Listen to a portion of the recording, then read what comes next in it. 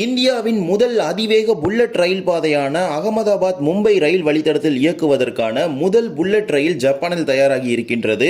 இதற்கான முதல் சோதனை ஓட்டத்தையும் வெற்றிகரமாக ஜப்பானில் செஞ்சிருக்கிறாங்க. இதே போலவே காட்பாடி ஜோலார்பேட்டை வழியாக கர்நாடக மாநிலத்தின் சிக்மகளூர் வரை புதிய ரயில் இயக்குவதற்கு பரிந்துரை செய்திருக்கிறாங்க.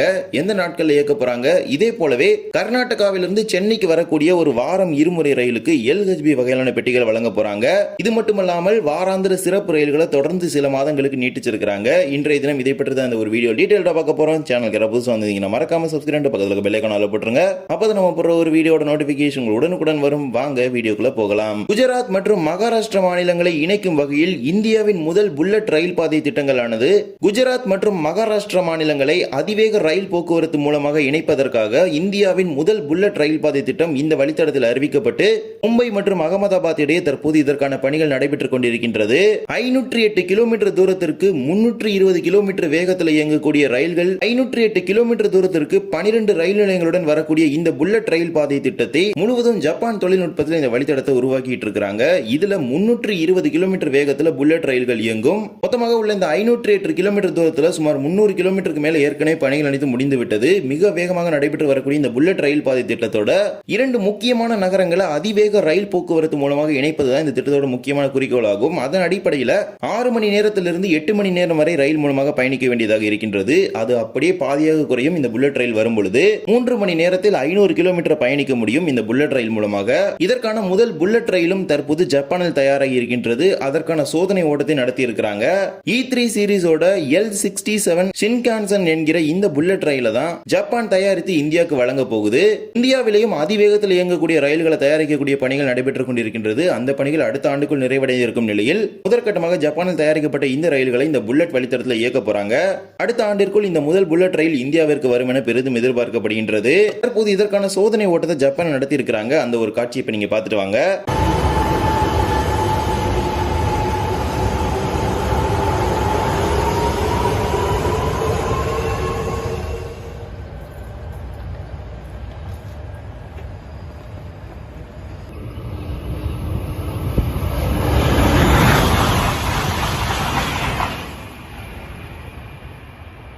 2027 ஆண்டிற்குள் புல்லட் ரயில் வழித்தடம் திறக்கப்படும் என பெரிதும் எதிர்பார்க்கப்படுகின்றது.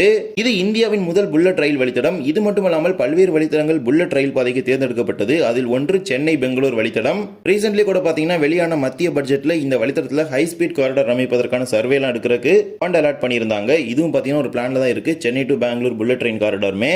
இதே போலவே தமிழ்நாட்டின் காட்பாடி ஜோலார்பேட்டை வழியாக கர்நாடக மாநிலத்தின் சிக்மகளூர் வரை ஒரு வாராந்திர ரயிலை இயக்குவதற்கு திட்டமிட்டிருக்கிறாங்க தென் மத்திய ரயில்வே. திருப்பதியிலிருந்து சிக்மகளூர் வரை ஒரு வாராந்திர எக்ஸ்பிரஸ் ரயிலை இயக்குவதற்கு தான் திட்டமிட்டிருக்கிறாங்க.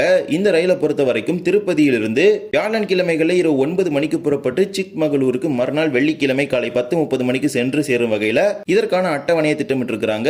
மறு மார்க்கத்தில் சிக்மகளூரிலிருந்து வெள்ளிக்கிழமைகள்ல மாலை 5:30 மணிக்கு புறப்பட்டு திருப்பதிக்கு மறுநாள் சனிக்கிழமை காலை 7:40 மணிக்கு வந்து சேரும் வகையில இந்த ரயிலுக்கான அட்டவணையை திட்டமிட்டிருக்கிறாங்க. இந்த ரயிலை இயக்க போவது என்னமோ தென் மத்திய ரயிலோட திருப்பதியில பராமரிச்சு தான் இயக்க போறாங்க. அதாவது வேறு ஒரு பகுதிக்கு செல்லக்கூடிய வாராந்திர ரயிலோட பெட்டிகளை பயன்படுத்தி தான் இந்த ரயில்வே இயக்க திட்டமிட்டிருக்கிறாங்க. கர்நாடகாவின் சிக்மகளூரை பொறுத்த வரைக்கும் இப்போது 2 ரயில்கள் மட்டும்தான் சென்று கொண்டிருக்கின்றது. ஒன்று சிவமோகா செல்லக்கூடிய பேசஞ்சர் ரயில், மற்றொன்று பெங்களூர் வரக்கூடிய ஒரு எக்ஸ்பிரஸ் ரயில். மற்றபடி சிக்மகளூரிலிருந்து எந்த ஒரு பகுதிக்குமே நேரடி ரயில்கள் என்பதே கிடையாது. முதல் முறையாக திருப்பதியிலிருந்து சிக்மகளூரை இணைக்கும் வகையில் இந்த ஒரு ரயிலை இயக்க திட்டமிட்டிருக்கிறாங்க. இந்த ரயிலுக்கு பரிந்துரை செய்யப்பட்டிருக்கும் நிறுத்தங்கள் என்னன்னு பாத்தீங்கன்னா திருப்பதியிலிருந்து பக்காலா, சித்தூர், காட்பாடி, ஜோலார்பேட்டை, குப்பம், பங்காருபேட், ஒயிட்ஃபீல்ட், கிருஷ்ணராஜபுரம், SMVT பெங்களூர், சிக்பானவாரா, தும்கூர், திப்தூர், அர்சிகேரே, தேவானூர், காடூர், பீரூர், சக்கராயப்பட்னா, விசாலிஹள்ளி இந்த நிறுத்தங்கள் எல்லாமே இந்த ரயிலுக்கு பரிந்துரை செய்திருக்கிறாங்க. இந்த ரயில் எப்போது இயக்கப்படும் என்பது மிக விரைவில் தென்மத்திய ரயில்வே சார்பாக வெளியிடுவாங்க. தற்போது இது ஒரு திட்டமாக எடுக்கப்பட்டுள்ளது. திருப்பதியையும் சிக்மகளூரையும் இணைக்கும் வகையில் காட்பாடி, ஜோலார்பேட்டை, பெங்களூர் வழியாக இந்த ரயிலை இயக்குவதற்கு திட்டமிட்டிருக்கிறாங்க. விரைவில் இந்த ரயில் சேவை துவங்கப்படும் என பெரிதும் எதிர்பார்க்கப்படுகின்றது.